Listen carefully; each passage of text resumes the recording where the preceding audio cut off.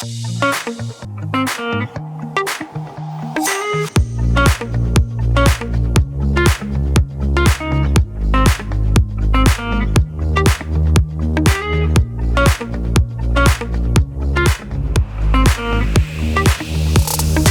everybody, and welcome back. This is the Price to Sell podcast. My mic is high, and I'm your host, Matthew Campoli.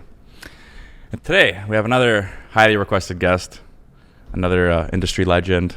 You might have seen his videos. You probably have seen his videos. We have Mr. Kash Alavi in the building. Woo! Welcome. Thank you. Thank you. I'm so excited to be here. Thank you so much for reaching out and allowing me the opportunity to voice my voice here on your very popular podcast. Thanks, man. We love your voice. Thank you. I kind of lost it a little bit. Me too. Yeah. So we're in the same playing field. This is your first podcast? Actually, you know, I was mentioning to someone that this was my first podcast. No, I did another one with Remax. Let's give everyone a little bit of a bio on you. So I'll start when we came to Canada. We came as immigrants, family of 6. I have 3 sisters, no brothers. My parents divorced shortly after we got here. It was a little bit tough. I moved in with my dad eventually. And it was me, my 2 older sisters, my dad living in a 2-bedroom apartment. And it was tight. And I remember going to my friend's house. I used to break dance at the time. And we had no space for anything.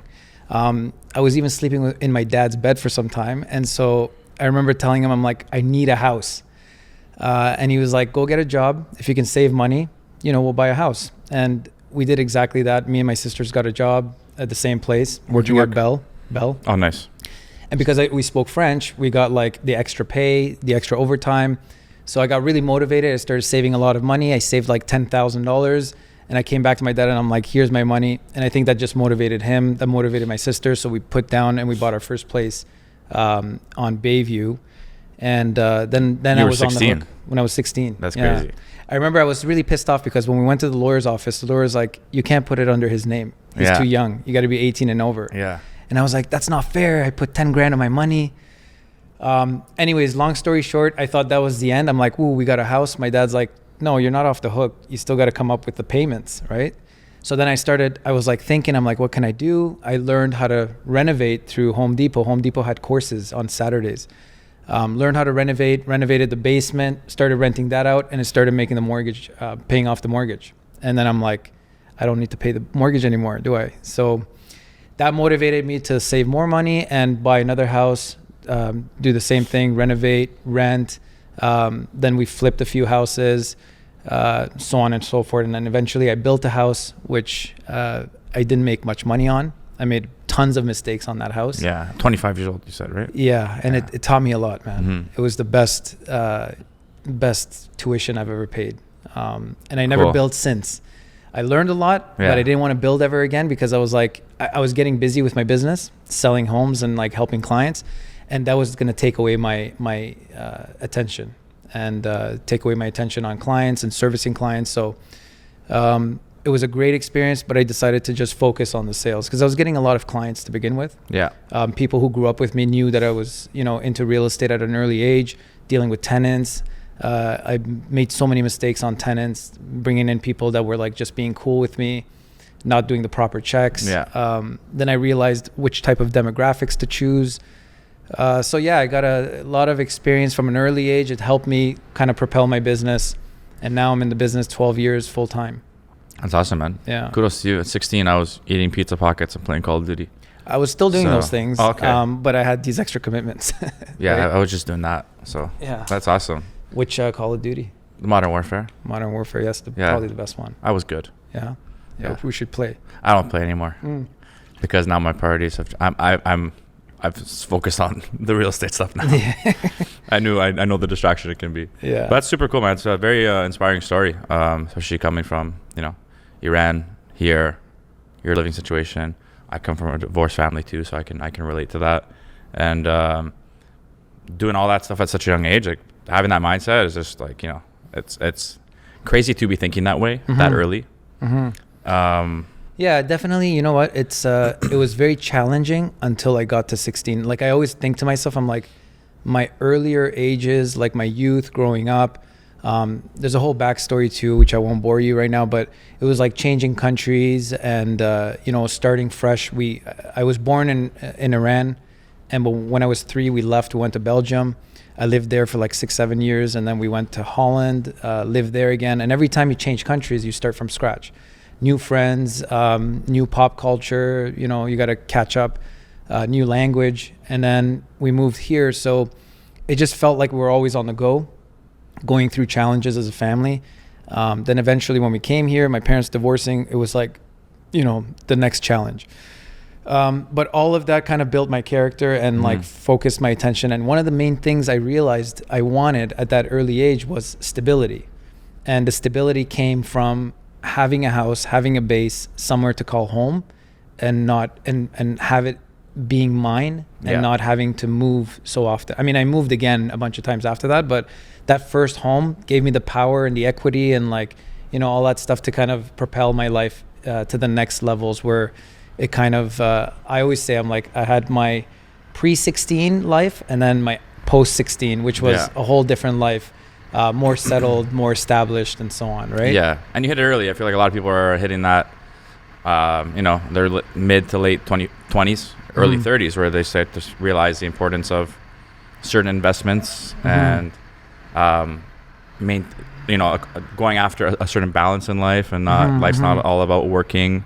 Right. Yeah. So it's good to have that realization early and clearly look at you now, like, super successful in the real estate business. Thanks. I imagine you have a good investment portfolio, right? I do. Although I kind of sold a little bit recently because I feel like there's going to be a little correction in the market. You're not wrong. And I want to take advantage of it. Yeah. Cash is king in a down market. And I think if you have all your ducks in order right now, you can do very well and propel yourself. In the next 2-3 years, you can do well and double your portfolio. Yeah. That's a possibility. Yeah, I agree with that. I do agree with that. And it's funny because not a lot of realtors are bold enough to say, hey, listen, there could be a correction in the market. And you got to just speak your opinion because, you may scare away a few buyers, or you may gain a few investors who are like, this guy is talking, telling the truth. He's honest. He knows the market's going to slow down. Prices may come down a little bit. You can't please everyone. Yeah. Some sellers may say, oh, if the market's coming down, I should sell, So, I think over the next year or two, we're going to have some discounted properties out there, things that we couldn't attain before. Now it's going to be achievable. Agreed. And yeah, it's a big part of being authentic in the business. Super important in this business is being honest with your clients, especially when you just go to your buyer and say, hey, maybe you should hold off for a little bit because things might get better for you and in your circumstances, or you might be able to enter an area that we can't at this current moment. What does that do though? That's a deal out of your pocket for the time being, right? So it's like, it's a great way to be, because in turn, you're actually going to end up doing more and more business because that person's going to trust you and see how truthful you are and how much you actually care for them versus just trying to get the deal done today, right? Yeah, and the thing is, when it comes to being honest, like nowadays, especially when you're on social media, you're like, your whole life is kind of on the social media, on Instagram. So you can't make a video saying the market's going to come down and then behind the scenes tell a client, hey, you should buy now because you're going to miss out. The story has to be consistent. And I feel like the agents who put themselves out there on social media are the ones who are the most truthful, because you can't hide aspects of your life. And I'm sure like the more you do stories, people know where you are. You can't be like, hey, I was sick, I couldn't do that, whatever I had to do for you. No, you were posting and you were out, you were having fun, you were at Cabana, whatever the case is, right? And as we progress, like technology is all over our lives, and like we just have to be true to ourselves. We have to be true to the clients, be honest, and share our true opinions. And yeah, you might lose a couple deals in the short term, but those guys will be more appreciative of the fact that you're being honest with them. Yeah. And that's one of the pillars of my business, is just honesty from day one. Just going based on my clients' needs. And even though the market may cool down over the next 2 years, it just doesn't mean that, like, if you're an investor, you may hold off because you're just looking at numbers. But if you're a buyer who's looking for that perfect home for yourself, you're not going to hold off if you find that perfect home today. Yeah, exactly. Right? If you're long term. Exactly, long term. Because just to give you an example, that first house we bought was $350,000. Yeah. Today that house is $2 million. It's crazy. So if I wanted to find that perfect house, if that was a perfect house at that time, it doesn't matter if I paid $350 or $300. Like $50,000 difference at that time would have been big. Yeah. But once it's $2 million, it makes no difference. Yeah. Right. Exactly. So, yeah, buyers know. Like if you're looking for your dream home, go out there. It doesn't matter if the market's up or down 10%. In the long run, when you're there 10, 15 years, you won't notice. You won't even remember how much you paid for it. Yeah. Yeah. I agree. And we spoke earlier, so I want to get into this now. We spoke, like, you watch your Instagram, you make hilarious videos. Recent ones like the Drake ones were awesome. You're recently walking across the street with a handbag with a wig. That's hilarious. So you do all this fun stuff. You're doing your deals, you're doing all that. But we spoke earlier on the phone. You would love to share some challenges, because things like platforms like this, it's to talk about people's successes, talk about how good they've done, how they've gotten there. But and you mentioned a good point earlier, like a lot of people listening may feel like, oh my God, that's so far to attain, or will I ever be able to attain that? Mm-hmm. So I'd love to get into the actual challenges on that journey, right? Challenges are with everybody. Yeah. And the more people you talk to, the more successful people you talk to, you realize like they go through challenges on a daily, if not weekly basis. And it's hard to see that when you're watching a polished video on Instagram. Yeah. You see, obviously nobody posts their challenges as much as they post their perfect videos. Mm-hmm. There's so many different challenges. Like the ones I deal with, for example, is momentum. I build momentum. Like from an early age, I started real estate 12 years ago. And, there's been times where I did a few deals in a row. And this is a great note for all of you new realtors. I used to do like a few deals, get really comfortable and be happy that I've done so well, and then kick it back a little bit and take it easy. And then you lose that momentum. Mm-hmm. And to gain it back is very challenging because you start from scratch again. And it's the same thing. Like recently, I've had my momentum being disturbed by obviously having new baby, right? The routine changes, the home dynamics change. The wife had a C-section. I need to be around a bit more. So then I lost the momentum of like doing the content on social media, because that's kind of like takes second priority to my clients and my family life. Other challenges is, as I've been growing as a realtor, realizing that you need to really invest in the business and invest in your clients. When I first started in real estate, I was too nervous to take on such of these big expenses when it came to like listings and stuff. Yeah. Today I offer everything from cleaning, decluttering, moving, storage, handyman work, staging, virtual tour, video, all that stuff. On some of my listings, I'll spend 10 to 15. If it's a bigger, like I've had a $17,000 bill on a listing before. And I noticed, when you're doing that, you're providing so much value to your listings, to your clients, especially if you're representing that property. It makes you look better too. 100%. And obviously I see the difference. The properties sell so much faster. It's so much easier to negotiate on those properties when you're getting offers, because most of the time buyers are they'll see a property for like 15, 20 minutes and they make that decision like that. Yeah. It's not like a car. You don't test drive it. You don't sleep over. You know what I mean? So you could, I guess. It would be a little weird. It would. I've never had a client say, "Hey, can I sleep in this house for a night?" See, although that would be a great idea. Yeah. We should start that, because if you did sleep over at some of the listings, you realize, hey, the neighbor's loud, or there's a train that goes through, or whatever, you can hear it, or like there's a smell coming from Mimico because there's like a garbage station nearby. All of those things. Like trial run. Yeah, trial run, because you're spending you're going through so much to get to that house, the mortgage, or this, that. And all of a sudden you're sleeping there the first night and you're like, oh my God, the neighbor plays like guitar all night long. Yeah. You know what I mean? Yeah. Every night. Every night.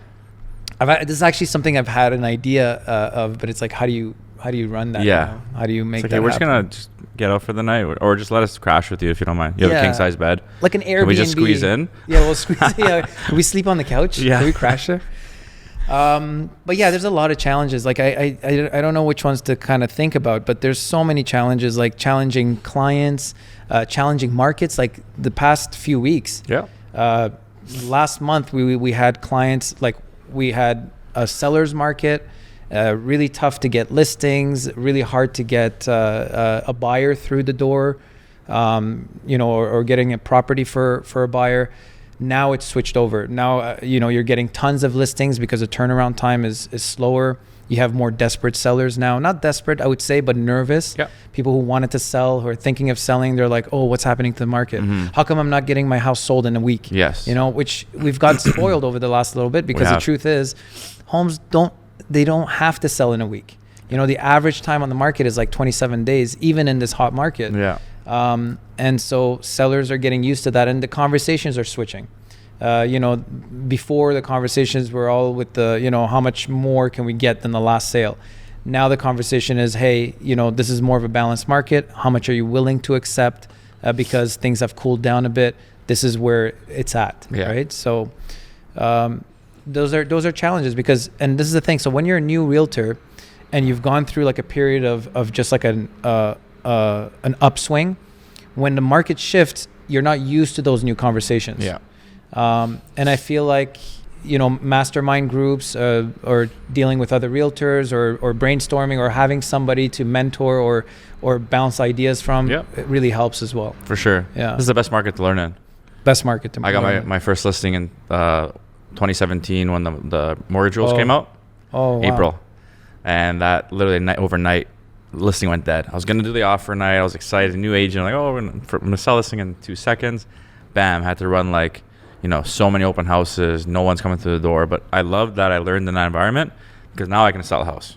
Isn't that interesting that when the market shifts, it almost happens instantly? Yeah.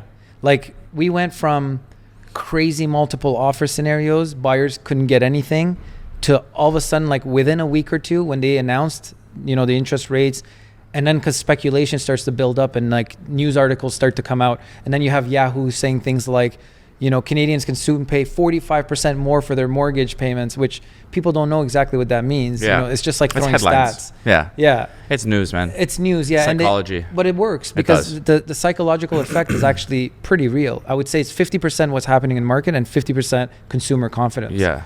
And we're kind of going into this economy no one's seen. I think like we're going into like a stagflation, where it's like you have super high inflation, but at the same time we have like a very slow economic growth. And I think the last time we've seen something like this was in the 70s, where it's very weird. It's strange, because we're taught that when the economy slows down, prices come down. But here we have different factors. Like we've got the war, we've got COVID, we've got supply chain issues, and then we have people's, salaries not increasing enough to pay the same gas prices and like grocery bills. So it's very challenging, and people are nervous. Yeah. So when they hear news like this, it makes them even more nervous, because they've seen the effects of groceries going up. They've seen the effects of gas prices like doubling up, and they're nervous that like interest rates going up to this much, will my mortgage double up too? Like, oh, wow. A lot of people are relying on their HELOCs and their home equity line of credits to like make some big purchases. And I think this is making them think twice. Yep. Right?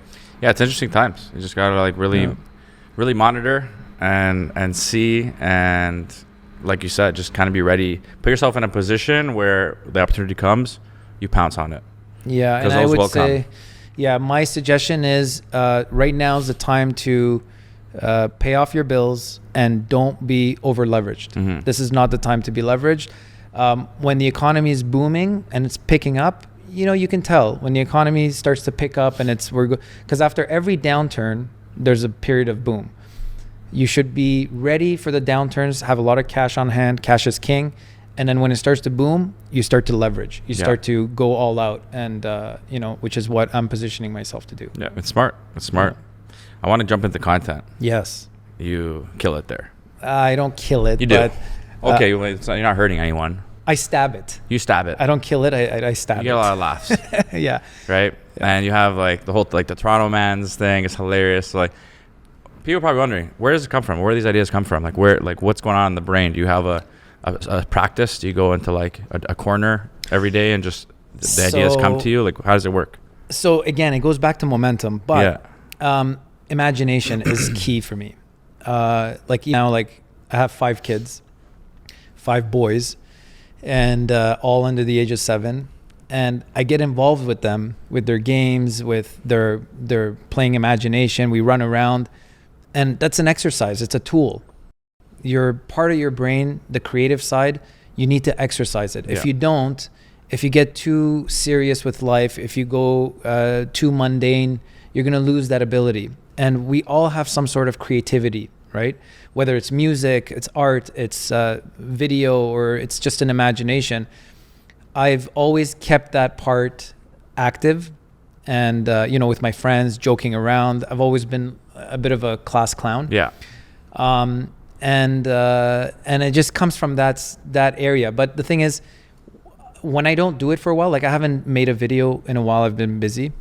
If I want to make a funny video now, I have to really dig deep. Mm-hmm. When I dig deep and I start coming up with some ideas, maybe it's on a run, maybe it's at the gym, maybe it's late at night, I'm watching like reels, and I find a funny one that I can relate to, and I'm like, oh, I can put a spin on it and make it a real estate one. I feel like once I make 1 video or 2 videos, and then it starts to flow again, right? And I don't know if you feel the same way or not. So again, it goes back to momentum. So once you have the momentum, keep it going. But to stay creative, you have to really think out of the box. Unfortunately, the system that we live in is too it's so systematic. It's so templated. You need to step out of that template in order to kind of see the world from a different perspective and get a different perspective on things. And that to me is important. Like when I play with my kids, I'll get ideas about real estate videos, because they have a huge imagination. Like my son will be like, and I'm like, what are you doing? He's like, that's an airplane going into like, and I'm like, wow, like, out of thin air, he's got this whole video in his head, right? So the same concept applies. You got to like really imagine. Like I'll give you an example, like that one with the heels and the purse. When I'm scrolling through reels, I see so many videos get like 500,000 likes, and it's just some pretty girl walking down the street. And I got that video from that. I know exactly what you're talking about. Yeah, it's like some pretty girl walking down the street, and it's like a 15-second video, not providing any value. It's just being pretty. And it's like 500,000 likes, and I'm like, and I tried my hardest to try to get some likes here. Like, hey, look at me. I'm like doing all sorts of things, juggling. So that's where it came from. It's like, hey, don't just pay attention to the pretty girl. Just because I'm not as pretty doesn't mean I don't have anything else to offer. Even though my videos are funny, sometimes they're kind of like borderline unprofessional maybe, but I have a professional, message attached to it. Yes.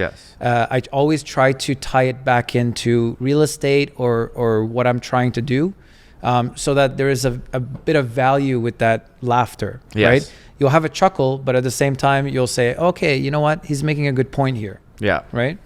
And that's kind of like the idea behind my videos. But I also am trying to incorporate some more serious content. Because I do have a lot of knowledge and stuff to share. I just don't want people to think I'm just a goof, right? So it's a good balance. It's a good balance. I like what you said, because this is a good note for people to take here.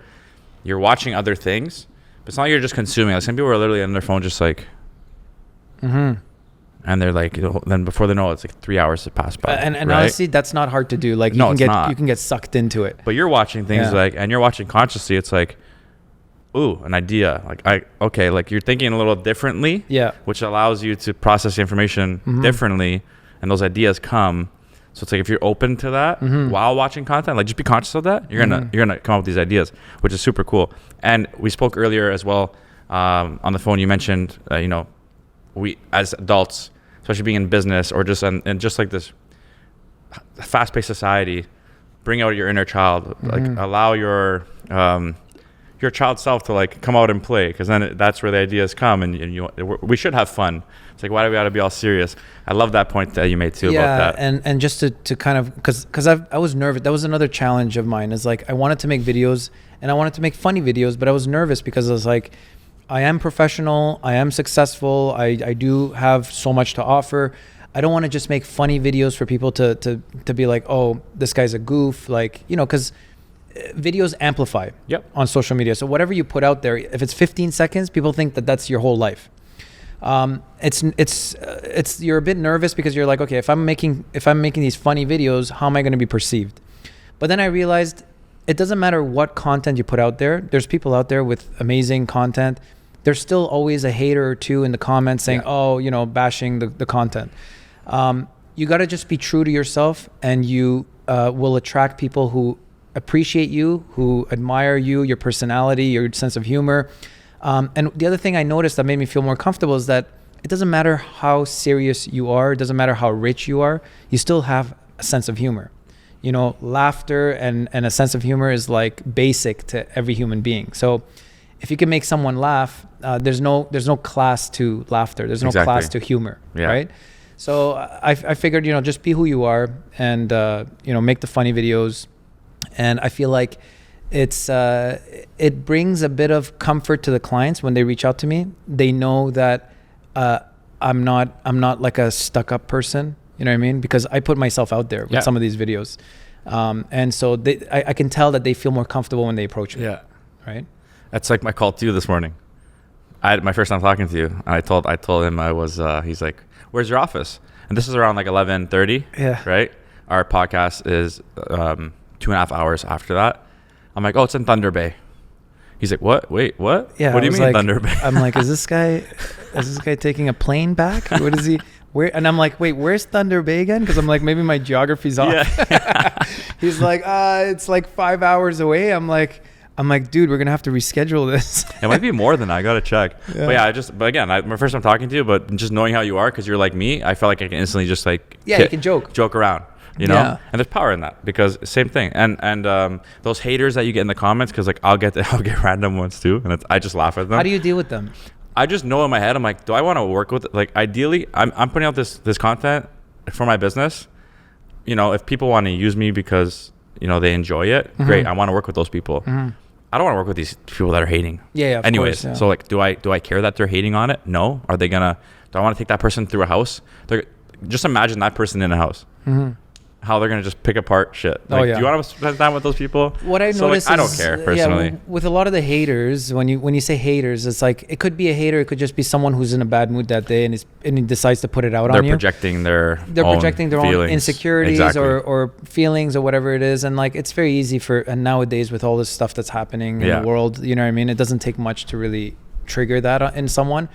I sometimes entertain it. Sometimes I'll argue with the people in the comments.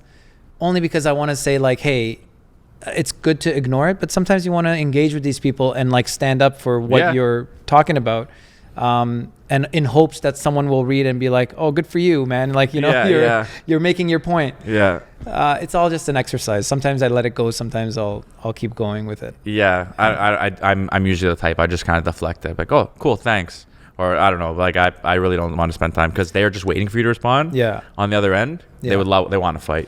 Which actually brings me back to another point I wanted to talk about was, everyone talks about the right mindset, the right discipline, blah blah blah, and one of the main things for me, the key to my success is maintaining a good mood all the time. Good mood being just generally happy, and I do the things that like start off my day to get me on a good mood.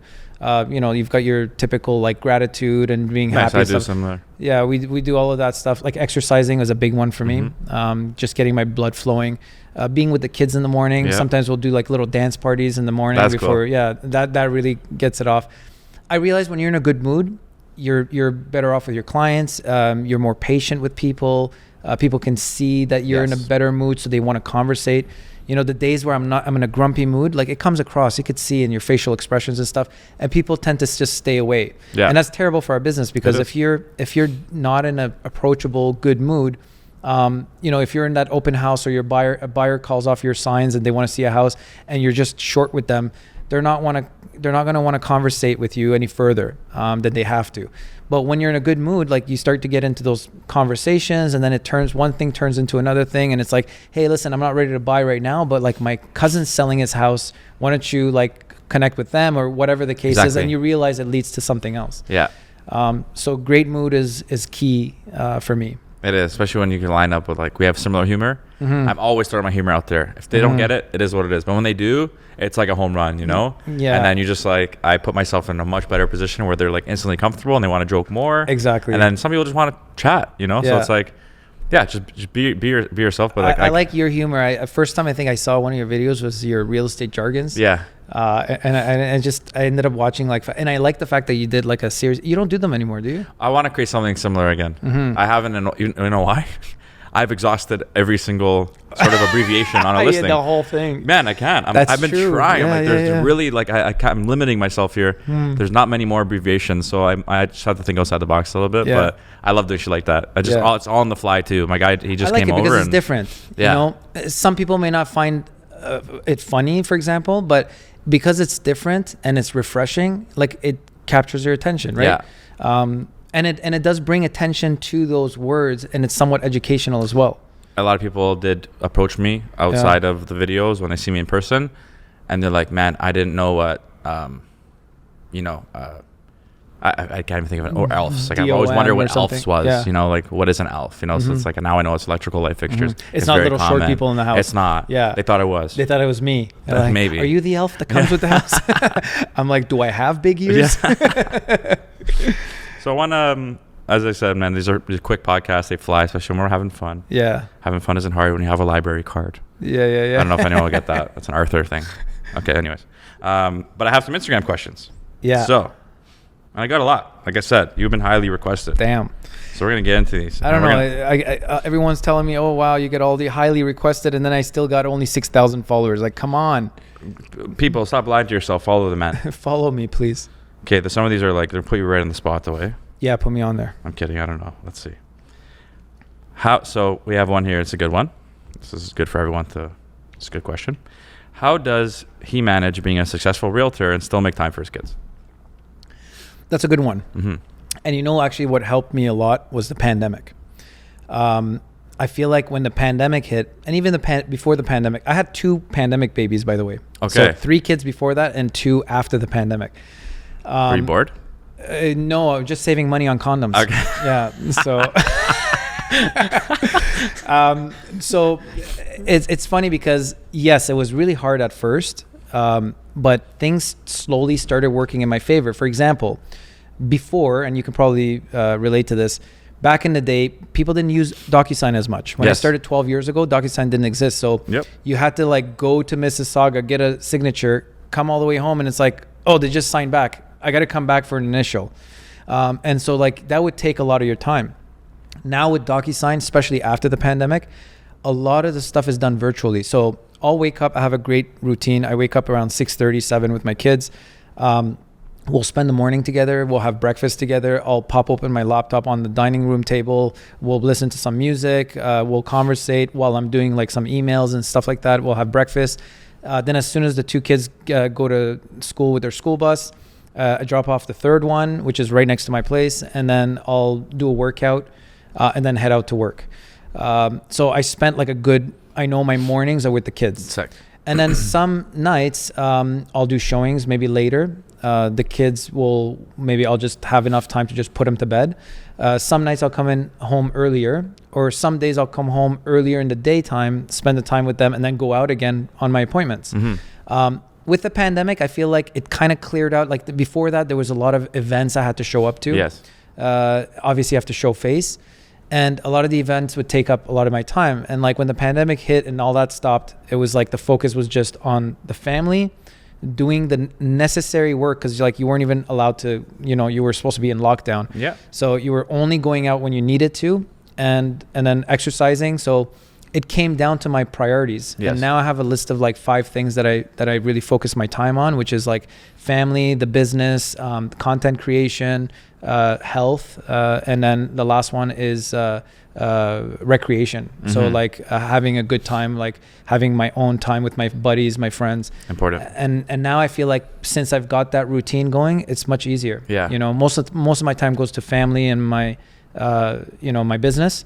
And then after that, it's content and health. Health is easy because you just work out in the mornings, even if it's 20 minutes, and not eat junk. Yeah. Right. So that one's easy. And then content creation is another big one, but that comes after my family and my business and my servicing my clients. Yeah, that's a good answer. I like I feel like a lot of people don't know where to start with balance and stuff. And like you said, it's like picking your priorities, maybe writing them out, maybe top 5. Exactly. And like making sure you have an equal balance throughout your month with that stuff. I do that with Google Calendar. Color coding. Color coding. Make sure it's all different colors. I did that for a while, but then it gave me anxiety. The more you color code and organize, like if you fall out of that, I feel like I ruined my whole calendar. My assistant does it for me now. Yeah. I just look, I say, oh, colors. Yeah, it's all green. I know I'm working way too much. But you don't have kids. I have a cat. Oh, you have a cat. Yeah. Okay. Cats are the best kids. He's a great kid. Yeah. I have, by the way, I have 2 dogs and a cat as well. So good for you, man. I've got all of it. Good for you. I'll ask 2 more quick questions.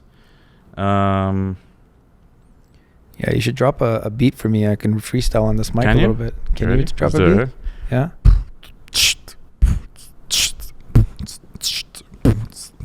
My name is Kash and I like to sell it. But if you want to deal with me, you better check your credit. Been selling the GTA since 2009 and no one can take advantage of a client of mine. Woo! Okay, there we go. That wasn't that bad. That was good. That was not bad. Good beatbox. That was not planned, my friends. No, that was right off the top. Okay, so advice for a young realtor. What's that? Advice for a young realtor. Young realtor? Oh boy, don't get into the business. No. Best advice for a young realtor, don't think that because you got your license, you're owed anything. That's number one, because that's the main common thing. When I was hiring other realtors for my team, I realized that was the biggest thing. If you hired them fresh, they thought, oh, I deserve this and I deserve that. I noticed it was best to hire realtors that were like 2 years in the business and they were like, they've tried all the different avenues and they didn't know where to go from there. Then when they came, they were more humble and they were ready to like really listen. Yeah. So I would say maybe join a team that you could kind of learn their systems and see how they prospect and what's making them successful. And that will kind of cut your curve. I never did that, and I should have done that because I feel like I would have probably excelled much faster. I just got comfortable because I was getting business from my colleagues and friends and that knew I was in real estate or I dealt with real estate. Other than that is like network and make content. Honestly, content is key. Ever since I started making content, like, there's been times where I've been with my wife and my kids and like people recognize me on the street and my kids are now like, you're famous. And I'm like, no, I'm not. But because they've had those few scenarios where people are like, are you Kash? Like when I'm with them. Yeah. And I'm sure you've had the same experience, definitely. Because Instagram, I think, has this thing in the algorithm that it will promote your videos to the areas that you mostly frequent. Yep. So it's very common that like someone in those areas will recognize you because they've seen your videos. But even that, like, it's an ability. Like, you can spend hours door knocking, cold calling, and talk to 20 people. Or you can spend the same amount of time, make one video and get like 18,000 views. Yeah. 18,000 people just saw your video. Yeah. So true. It's huge, right? So it's exponential. And it's like, there's a lot of realtors that are not making content. And I understand it's not easy. It takes time to get comfortable. Yeah. But if you don't make it, you're not going to get as much business. That's true. Or recognition. That's true. Especially when it's just going to get worse and worse where you really need to be out there. 100%. So, yeah. Well, my friend, it's been an absolute pleasure. That's been it. That's been it. I mean, we just beatboxed and did a freestyle. That is a. I don't freestyle, by the way. That was insane. I love that. Yeah. We're gonna clip the shit out of that one. I had a great time, man. Yeah. Thank you so much. So where all your new fans, where can they find you? Right here, Kash Alavi, Kash_Alavi on Instagram, every platform.